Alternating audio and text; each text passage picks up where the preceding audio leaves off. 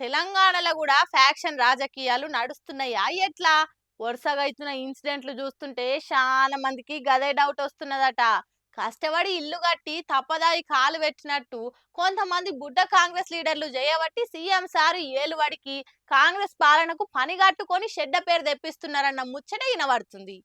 ఈ బుడ్డ కాంగ్రెస్ లీడర్ల అత్యుత్సాహము కాంగ్రెస్ పార్టీ కొంపముంచేటట్టే ఉన్నది. పవర్లున్నమన్న కావురంతో కొంతమంది ప్రతిపక్ష లీడర్లను టార్గెట్ పెట్టి జీవి తీస్తందుకు కూడా ఇన్కార్తలేరు. ఇప్పటికే ఉమ్మడి పాలమూరు జిల్లాల పార్టీకి చెడ్డ పేరు అంటుకున్నది సరిపోతలేదని ఇంకింత ఖరాబు చేయాలనే కంకరం కట్టుకున్నట్టే కనిపిస్తున్నది. కొల్లాపూర్లో BRS leader Sridhar Reddy murder case ముచ్చట మర్చిపోక ముందుకే కాంగ్రెస్ పార్టీ అండతోటి పోలీస్ శాఖ దుర్మార్గం మల్లోటి బయటపడ్డది. లోకల్ కాంగ్రెస్ లీడర్ బాలరెడ్డి ఇంట్లో కిరాయికుండే ఎస్ఐ తిరుపతి రెడ్డి బీఆర్ఎస్ లీడర్ శివరామరెడ్డి మీద చేసిన దాడి ఇప్పుడు పెద్ద రచ్చ అవుతున్నది. కాంగ్రెస్ నాయకుడు బాలరెడ్డి ఆయన కొడుకు ఇష్టం ఉన్నట్టు ప్రతిపక్ష లీడర్ల మీద దాడి చేసిరని అంటున్నారు. బాలరెడ్డి ఇంట్లో కిరాయికుండే రేవల్లి మండలం ఎస్ఐ తిరుపతి రెడ్డి రౌడీ లెక్క శివరామరెడ్డిని స్టేషన్ కు తీసుకుపోయి ఇష్టం ఉన్నట్టు కొట్టి తిట్టిందట. అంతేకాదు బాలరెడ్డి ఇంటికి సెక్యూరిటీ పెట్టి శివరామరెడ్డిని స్టేషన్ నిర్బంధించి పోలీసులను చూపించిందని కూడా అంటున్నారు. మరి తిరుపతి రెడ్డి గారికి కాకి బట్టలేగానే ఇంత కావరం ఎందుకు? ఎలా కాలం ఒక్కలే అధికారంలో ఉంటారా ఎట్లా? స్వామి భక్తిని చాటుకునే పద్ధతి గిదా అని ఇంకొందరు అరుచుకుంటున్నది.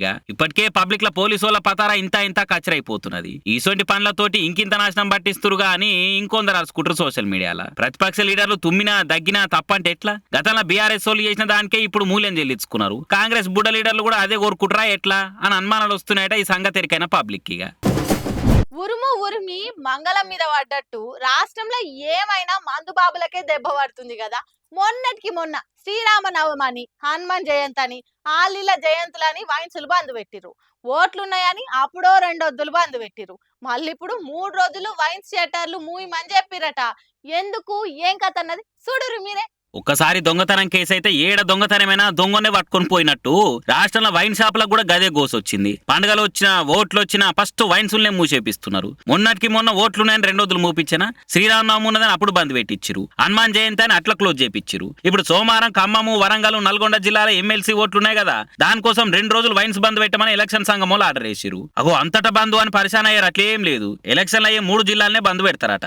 కడమ జిల్లాల కుళ్ళనే ఉంటాయి. కాకుంటే మళ్ళీ జూన్ 4 తారీఖు నాడు ఎలక్షన్ల రిజల్ట్ ఉన్నాయి కదా, అగోయాల రాష్ట్రం అంతటా వైన్సులు బార్లు బంద్ ఉంటాయి. అంటే ఈ లెక్కన ఈ 10 రోజుల్లో 3 రోజులు వైన్సులు బంద్ ఉండబోతున్నాయి. మరి మందుబాబులు వైన్సులకు తాళాలు పడే ముందుగానే పోయి స్టాక్ తెచ్చి పెట్టుకుంటే డ్రై డే లేకుండా అవుతారు.